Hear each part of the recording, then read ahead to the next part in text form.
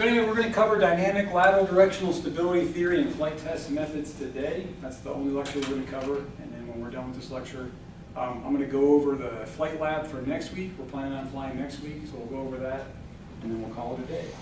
Okay, to get us ready for this, I want to set the stage here because this can get confusing.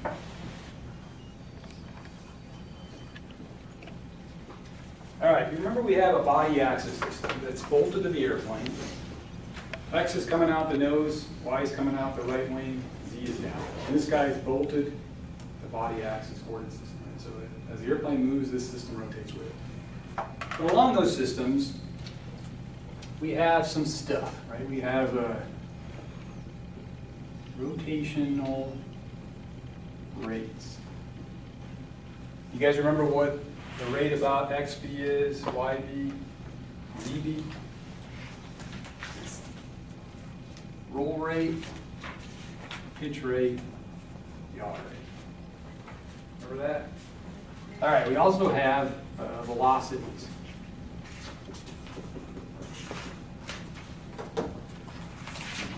Remember the letters for velocities? UVW. UVW.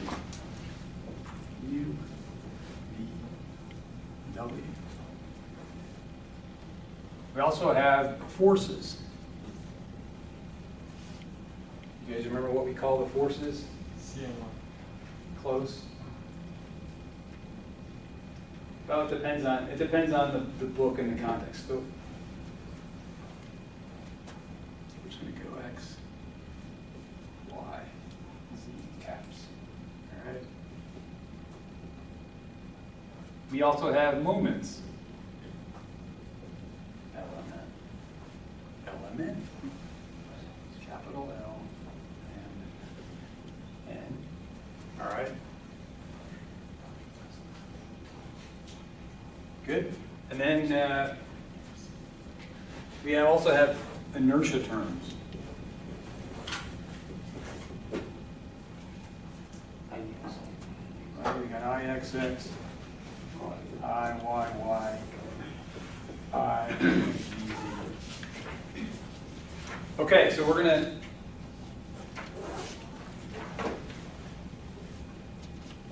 roll, pitch, yaw. That'll help us throughout the day here, right? We'll just keep these guys up here. We're going to put some equations up. We're going to talk about effects of certain things on certain things. All right, these guys here, why do we like to measure these guys? You can have an attitude reference heading system to get the rates, put some gyros on there and measure all the rates, the body rates. On the velocities, we typically don't measure V and W, we measure forward speed, but we measure angle of attack or side slip. So these guys, we really have a hard time measuring those. Instead, we can measure angle of attack and side slip, and we can relate these guys to these variables and the fact that angle of attack is the inverse tangent of W over U, and side slip is the sine inverse of little v over V true. Now what's V true? V true is the square root of little u squared plus v squared plus W squared. All right, and if you got small angles, right, this guy is roughly equal to W over U if you're in radians. And this guy is roughly equal to V over U if your angles are small. Okay, so that's kind of set the stage here for what we're getting at. So a few weeks back, Ralph talked about static lateral directional stability. We're talking about dynamic today. In the static case, we were able to kind of separate out roll stuff from yaw stuff, right?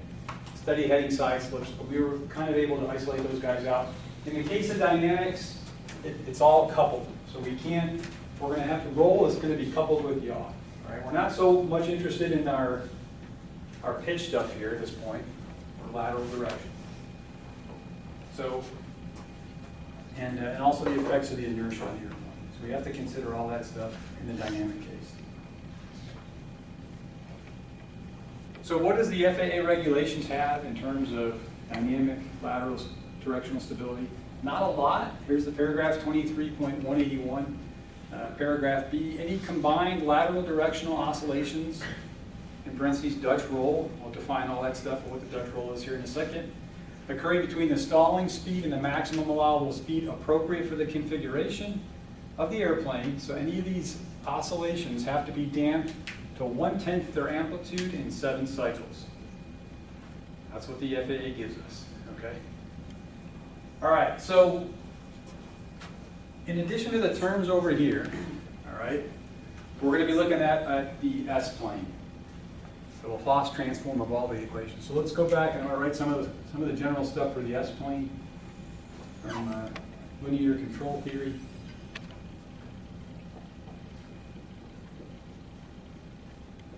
S is the Laplace operator, and so this is the real axis. This is the imaginary axis.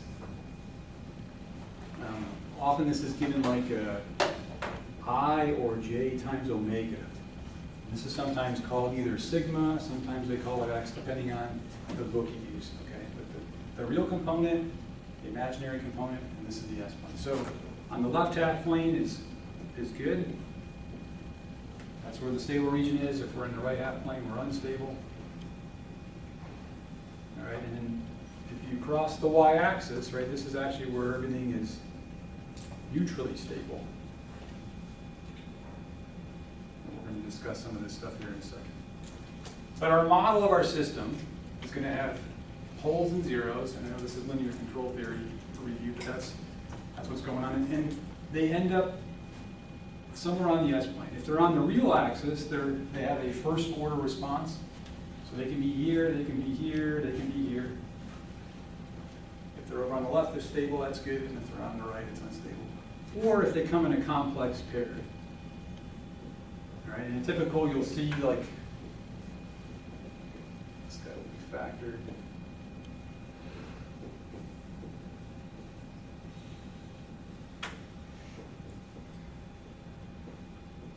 The type of denominator you'll see for airplane models. And so this is the first order guy, and this is the second order system. And this is really, you're plotting the roots, right? You're going to plot the roots. And that's what's showing up. If it's in the denominator, it's going to have an X. If it's in the numerator, it's going to have an O. Okay, so the root here is that S equals minus A. Okay, so if A is a positive number, that's where the root goes. In this case, we have a complex pair, and this is the damping ratio.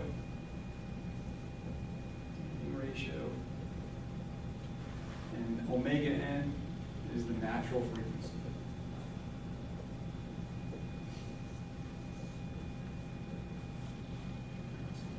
So where that shows up on the S-plane is if I had concentric circles here. This distance, this radius, these are natural frequencies, right? So concentric circles. Damping ratios show up as these rays that emanate from the origin. So these are lines of constant damping ratio.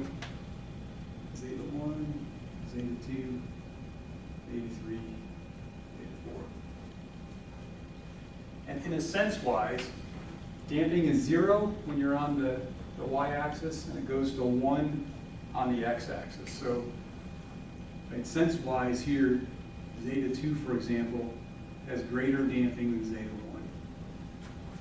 Make sense? And then the farther you're away from the origin, in this case, omega n2 is greater than omega n1. And so each complex pole, like this guy here, will be at a certain distance, r from the origin, right? That's a radius, so that's the natural frequency, and then it will be on a certain damping ratio line. All right. So that'll set us up for, we have our definitions over here, our basic, what we're talking about, and then you have the S-plane. That'll help us get through theory here. So here's the equations of motion that are driving lateral directional motion of the airplane. And some of the notation is confusing, right? In this case, capital S in Ralph's book and the way it's written here is the Laplace operator, but it's also wing area. So we'll have to sort out from the context when you see an S, is that wing area, is that Laplace operator? In this case, S on these equations here is the Laplace operator. All right, the other terms we're going to look at, so we have side force characteristics. So we have a force set of equations and two moment equations, rolling moment and yawing moment. Again, we'll cross, right, rolling moment, yawing moment. So if you see capital L, rolling moment, capital N, yawing moment, and then they're going to have subscripts. So you're going to see, say, rolling moment with respect to side slip beta. All right, so we have our beta variable derived here. Maybe we have yaw rate or roll rate. So these subletters, P, right, R, we're going back to the definitions over here. So that's a 3x3 set of equations of motion from our 6 equations that we derived. These are the ones that affect lateral directional behavior. So we can make a couple simplifying assumptions and get this guy boiled down to something manageable. So if we assume that the rolling moment due to side slip is 0, the rolling moment due to yaw rate is 0, then we can put 0 effectively in those top equations and get down to a simpler equation. All right, so we have S minus LP, and then we have the determinant. You do the determinant and run that thing here, and we get something that looks like our equation over here, right? Slightly more complex. We have an S at the origin, or a pole at the origin. We've got one at LP, and then we have a complex pair, right? And these 3 things now are going to be our classical modes of motion in the dynamic lateral directional case. We're going to have this mode is going to be called the spiral mode. This first order mode, where the pole's out here a little bit, is the roll mode, and then the complex pair is what we're going to use to describe the Dutch roll mode.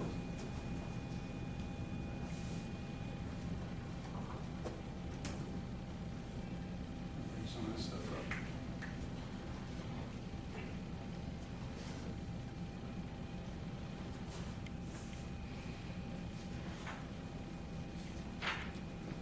All right.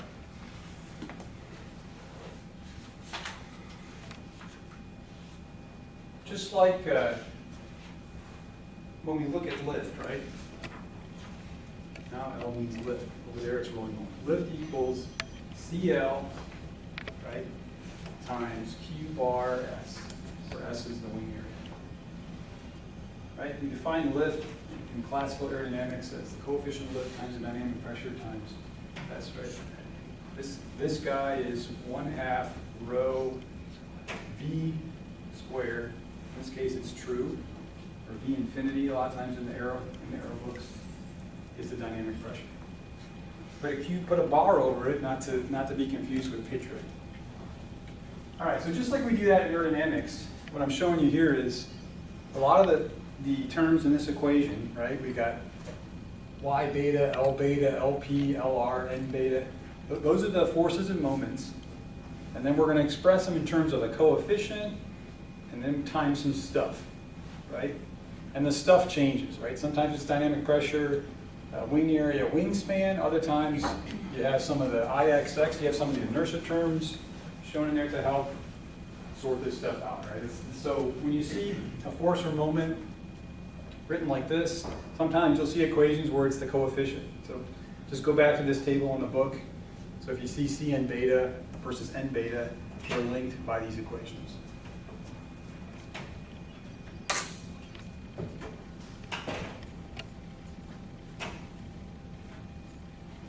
Okay. So we got 3 classical modes. Here's where they show up on the S-plane. The spiral mode is right there on the origin, so it's kind of neutrally stable. It actually can drift to the left or drift to the right. Depends on the sign of that expression there, L beta NR minus N beta LR. So we'll see how, but it's typically close to the origin. and we'll see how different parameters affect how that guy moves. The roll mode, we're going to put that off. That's in the next chapter of the book. So we'll actually have a dedicated lecture just on the roll mode, and you'll have a dedicated flight on the roll mode. So we're not going to talk about that at this point. The Dutch roll, all right, is our complex mode. And if we make some more simplifying assumptions, like L beta equals 0 and LR equals 0, we can come up with a rough expression for what the natural frequency of the Dutch roll is. And likewise, we make another assumption, we can come up with a rough expression for what the damping ratio is. And then you can look at these guys and start trying to get some insight on what's changing things. All right.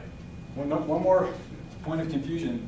M here is not M there. This is actually Mach number for this equation.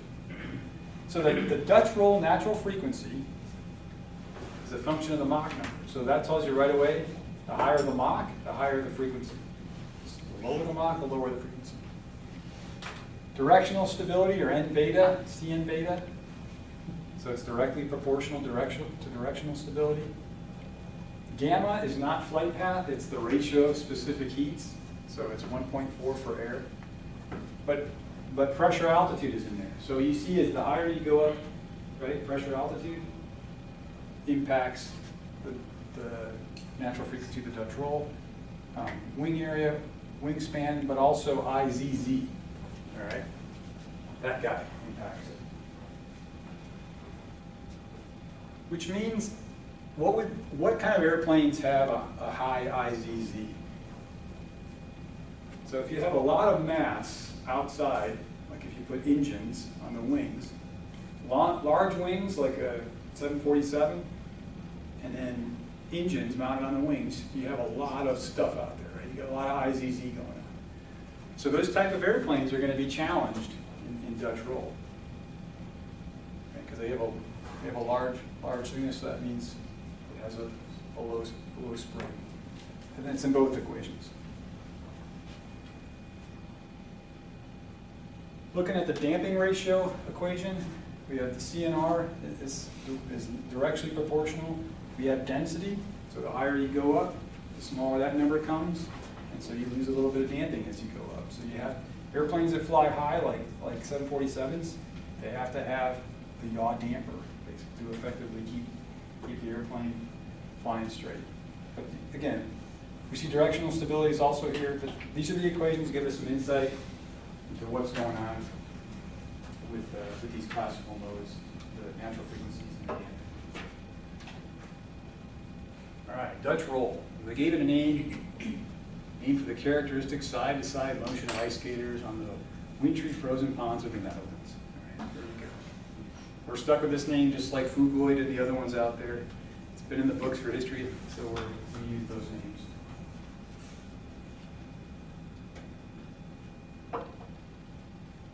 Okay, here's kind of the time history of what's going on. So you'll excite the Dutch roll with either a rudder doublet or aileron doublet, and then here's kind of the output, right? Here's yaw rate, roll angle, and side slip. Okay, I didn't even put those on here. Okay, we also have kind of, it's not quite the body, but we think of this too, right? We have the Euler angles. For roll, we have phi, theta, and psi. These aren't with respect to the body axis, but generally when you think of an airplane, right, at a roll angle phi, it's with respect to the horizon. Okay. So that's here. Side slip is it's where the airplane this is the direction of the relative wind, and so now you're in a side slip. We define positive side slip as wind in the right ear, so that's what the side slip angle is. And then yaw rate, okay, yaw rate. So what you're seeing here is relatively rapid changes in bank angle and side slip, and we're going to talk about here in a second a ratio of phi, the roll angle, to the side slip. So the phi to beta ratios, which you'll hear a lot in flight tests. We'll have to calculate that. But that's the kind of data we would look for in flight. I don't have this clip because for some reason it's not recognizing it. I did bring it up on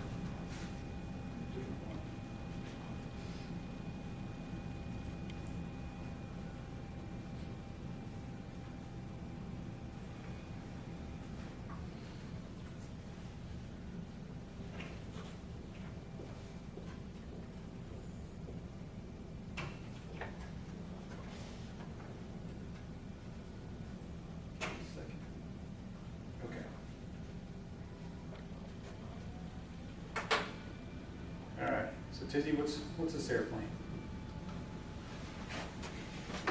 State police. From what country?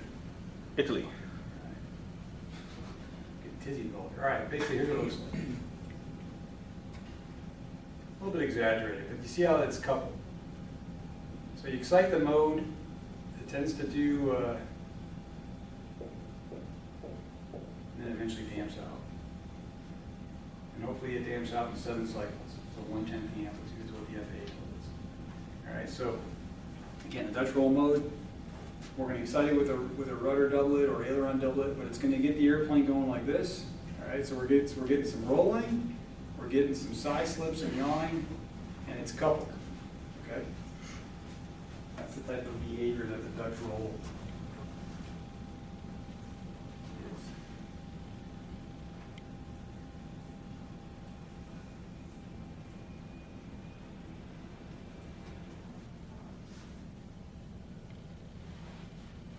And so if we're sitting in the airplane, and we got the Dutch roll mode going, and we look out the wingtip, right?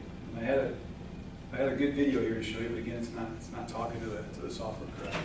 You would see that it would, over time, it would basically describe this ellipse. And the plot here is roll angle, banked angle feet, and then side slip. So this is assuming you're measuring these two guys in flight. Right now, our Cherokee 6, we measure roll angle, but we don't measure side slip.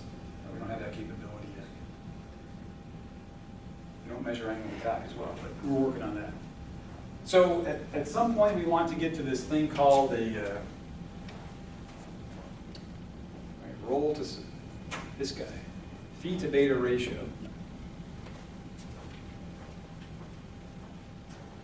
So if you had a trace like this, you would look up and you'd say, all right, phi gets to about 1.5, and side slip gets to about 1. Right? So your phi to beta ratio for this example, right, 1.5 divided by 1, right, 1.5. That's your phi to beta ratio for this type of data. You could also take this exact same data and you could figure out how many cycles does it take to get to 1/10 the amplitude. Right? This is over time, you're going to kind of get in there and count the circles.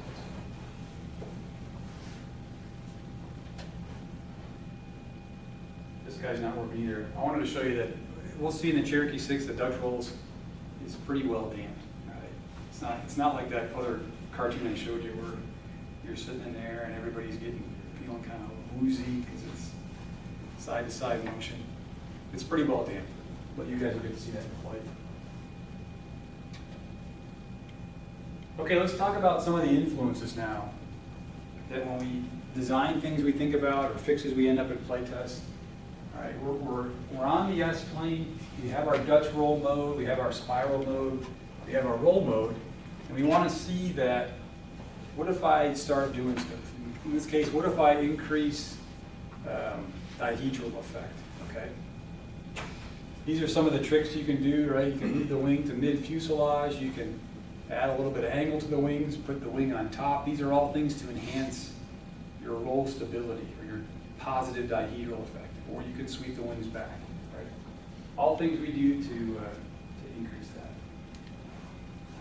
So if we add positive dihedral effect, right, L beta is increased positively, what does it do? Well, it takes our spiral mode that was neutrally stable and actually stabilizes it. All right, it moves the roll mode slightly farther out, and the Dutch roll, we get an increase in our phi to beta ratio.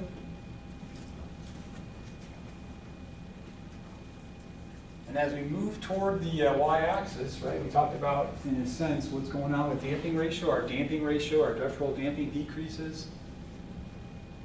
And it looks like the way this is drawn, we're pretty much riding along that concentric circle, so natural frequency is not really, it stays constant. All right? That's the effect of having positive dihedral. What's the effect of increasing roll due to yaw rate? All right. What does that do? In this case, it actually drives our spiral mode slightly unstable. And it takes our Dutch roll complex pair and starts to send those guys out. So again, we get an increase in phi to beta. This time we're going farther along the radius of our natural frequency, so our natural frequency increases, but it's pretty much riding along one of these constant damping ratio lines. So damping ratio stays constant.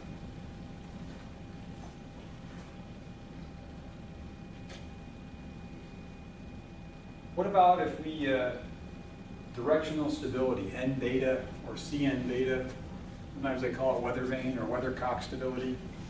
If we play with that guy, right, we start changing the size of the tail. How do you impact directional stability? You can give it more vertical tail or less vertical tail if you want to reduce it.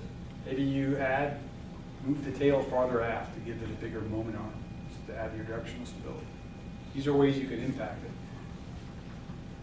So if I assume that L beta and LR are 0, right, we can get a simplistic idea of what happens when we increase our directional stability. So if we increase our directional stability, we're going to get an increase in natural frequency, but we're going to decrease in damping ratio, right? Now we're riding up along this line, right? So if we go higher up the line, we're farther away from the origin, the natural frequency increases, but we're getting closer, right? Our damping ratio decreases. And the opposite, if we decrease our directional stability, everything flips.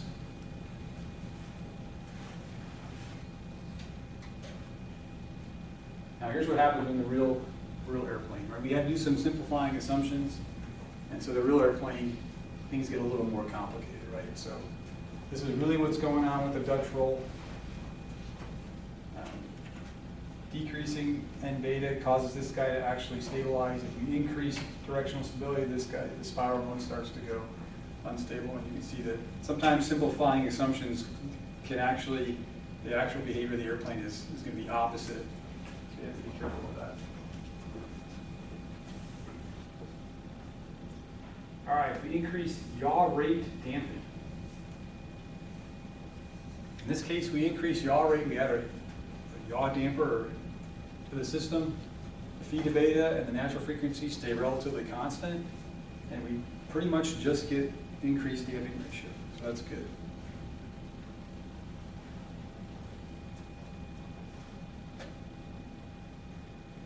Proverse versus adverse yaw. All right, we talked about this in my other class you guys are in. The bottom line is we have ailerons that are deflecting on the main wing. Okay, and so if this guy deflects and creates more lift on this side, it also creates more drag on this side, lift-induced drag. Okay, and if this guy deflects, creating less lift, then it's less drag, and so you're going to get more drag, and you're going to get some adverse yaw. If you use just a spoiler or two to lift or to cause the airplane to roll, you'll get what's called proverse yaw. But generally, airplanes with ailerons that oppose each other, and if the ailerons are quite a ways out there on the wings, you're going to get an adverse yaw effect. So that's what happens, adverse yaw versus proverse yaw, for the location of some of the parameters there. All right, let's talk about flight test methods. We want to get some data here. Again, we're not going to talk about roll. In this class, we have a dedicated section on roll, future chapter, future date. Now, the FAA regulations don't address anything on the spiral mode. Right? The spiral mode was the guy that was hovering around the origin here. However, the military does. And it says basically, if we have a small disturbance in bank angle, what's the time it takes to double that angle, if it doubles at all? And if it's, so we're here, we get a little bank angle disturbance, and so what is that going to do? Is the airplane going to start to eventually drift this way? Or if I disturb it in bank angle, will it come back, will it converge back to wings level? That's basically what the spiral mode is telling us. And so what do we do in flight? We hold lateral control fixed, and we achieve a 5-degree angle of a bank using rudder only. So we hold the stick and just use rudder to lift a wing. And then we release stuff, and then hack the clock and see how the airplane responds. In this case, this has positive spiral stability, so it would have been on the left-hand side of the S-plane here, and eventually it's going to converge back to wings level. But this plot could have also started, the bank angle could have grown over time, and so we would have measured from this point, if it started at, say, 6 degrees or 7 degrees, we would have timed how long it took to double 12 degrees. And as long as that was 20 seconds or greater, then life's good. Okay. Right? You don't want the thing to double quickly. If it doubles quickly, then the airplane's going to go off and do a death spiral. You don't want that. But something very slight like that, the pilot would see that, correct that, and fly the airplane with no issues. So you can't have a unstable mode in the lateral directional case, and the airplane still fly nice and flyable. So that's a spiral mode. For Dutch roll, we saw the FAA requirement that it had to damp within 1/10 of the amplitude in 7 cycles. But for the military standard, they have a couple parameters here. This is number of cycles to get to half amplitude. This is that parameter, so it's a damping kind of parameter. And that's the equation it has. It depends on the Dutch roll damping ratio. So it's a rough approximation is 0.11 over that damping ratio. So you calculate this guy, and you also do this parameter, which is the roll angle over the speed. But basically, it's 57.3 over the speed, and then you grab this phi to beta ratio off the plots. All right, take those two parameters, and then you're going to generate a plot of 1 over that phi to the 1/2 parameter, and then you're going to plot on the x-axis the rolling parameter. And the military standard gives you these two boundaries. There's an A boundary and a B boundary, and so you just have to read the criteria, right? All airplanes should be less than the curve A, right? So as long as the plot, wherever your plot ends up, should be less than that curve A. Talks about condition 2 if you're firing or bombing configuration, and if you have a yaw damper, then you also have to worry about curve B. All right, the data is the same though. Go back to that. What we got here? Sorry. Go back to that. Grab the number of cycles it takes to get to half amplitude, grab the phi to beta ratio, and plug it in those equations, and you're good to go. All right, plot it on that figure. Again, how do we get the Dutch roll mode started? We can either kick the rudder in a pulse kind of mode, or we're going to do a full-on rudder doublet, and then center the rudder pedals back, and start the motion, hack the clock, look out the window, record the data.